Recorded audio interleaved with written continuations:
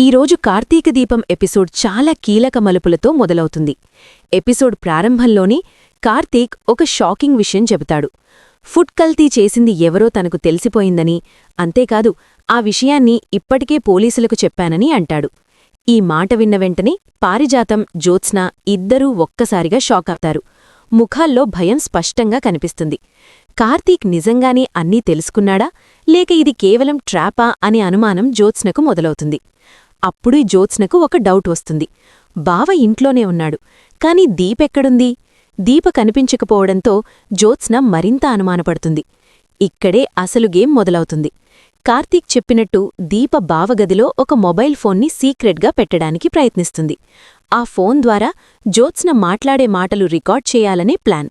అయితే దీప ఆ పని చేస్తుండగానే జ్యోత్స్నకు ఏదో తేడాగా అనిపిస్తుంది. అందుకే కంగారుగా బావగదిలోకి వస్తుంది. దీపను చూసి, ఈ టైంలో నా రూంలో ఏం చేస్తున్నారు అని ప్రశ్నిస్తుంది. దీప చాలా సహజంగా, ఏమాత్రం తడబడకుండా సమాధానమిస్తుంది. ఏమీ లేదు, అటూ ఇటూ చూస్తున్నానంతే అంటుంది. కాని జ్యోత్స్న మనసులో మాత్రం పెద్ద తుఫాన్ నడుస్తుంటుంది.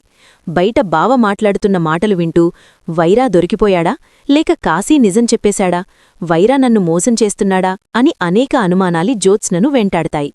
ఏదైనా స్పష్టత కోసం వెంటనే వైరాకి కాల్ చెయ్యాలని నిర్ణయించుకుంటుంది జ్యోత్స్న. అయితే కాల్ చేసే సమయంలో ఆమె కంటికి బావ ఫోన్ కనిపిస్తుంది. అది చూసిన వెంటనే జ్యోత్స్నకు అర్థమైపోతుంది, తనపై అనుమానం వచ్చేసిందని, అందుకే దీపతో ఫోన్ పెట్టించాడని.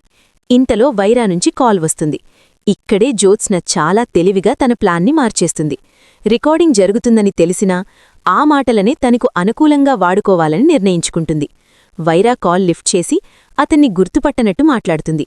తిరిగి కాల్ చేశానని చెప్పి తన కంపెనీ మీద కన్నేసి కలలు కంటున్నాడని, డబ్బుతో కంపెనీ కొనేస్తాననుకుంటే అది సాధ్యం కాదని గట్టిగా వార్నింగిస్తుంది. జ్యోత్స్న మాటలతో వైరా పూర్తిగా కంగారుపడతాడు. ఇదంతా జ్యోత్స్న ఆడిన గేమని అతనికి అర్థం కాదు. ఈ విధంగా జ్యోత్స్న తనకు ఈ కేసుతో ఎలాంటి సంబంధం లేదన్నట్టు నటిస్తుంది. ఆ తర్వాత దీప తిరిగి ఫోన్ తీసుకోడానికి గదిలోకి వస్తుంది. అప్పుడు జ్యోత్స్న దీపను వ్యంగ్యంగా ప్రశ్నిస్తుంది. ఏం వెతుకుతున్నారు, నిజాన్నా అని ఎద్దవాల చేస్తుంది. దీప మాత్రం చాలా అర్థవంతంగా సమాధానమిస్తుంది. వల వేసినప్పుడు చేపకి వెంటనే తెలియదు, వల నీటిలోనుంచి బయటికి వచ్చినప్పుడే నిజం తెలుస్తుంది అని చెబుతుంది. ఈ మాటలతో జ్యోత్స్న కూడా కొంతవరకు కంగారుపడుతుంది. ఇంకోవైపు కార్తీక్, దీప ఇద్దరూ మాట్లాడుకుంటారు. జ్యోత్స్న మన అనుమానం ముందే అర్థం చేసుకుందని, అందుకే చాలా తెలివిగా మాట్లాడిందని కార్తీక్ గ్రహిస్తాడు. కాని ఇంకా పెద్ద లింకుందని అతనికి అనుమానం. ఫుడ్ కల్తీ, తండ్రి arrest, Kashi job resign, Wyra call, ఈ అన్ని విషయాల మధ్య ఏదో బలమైన సంబంధముందని కార్తీక్ అర్థం చేసుకుంటాడు. ఇక్కడే ఎపిసోడ్ మరో కీలక మలుపు తిరుగుతుంది. కార్తీక్ కాశీని ఎదుర్కొంటాడు. వైరా పేరు ప్రస్తావించగానే కాశీ పూర్తిగా భయపడిపోతాడు. అప్పుడే కార్తీక్ కోపంతో కాశీని చెంపపై కొడతాడు. తండ్రి అరెస్ట్ వెనుక నువ్వే ఉన్నావని గట్టిగా నిలదీస్తాడు. ఇక తప్పించుకోలేనని గ్రహించిన కాశీ జ్యోత్స్నే అన్నీ చేయించిందని, వైరాతో ఆమెనే పరిచయం చేసిందని నిజమొప్పుకుంటాడు. కాశీ చెప్పిన మాటలతో కార్తీక్కు అన్నీ క్లియరవుతాయి. ఇక నటించాల్సిన అవసరం లేదని, నిజం బయటకు తీసుకురావాల్సిన సమయం వచ్చిందని నిర్ణయించుకుంటాడు.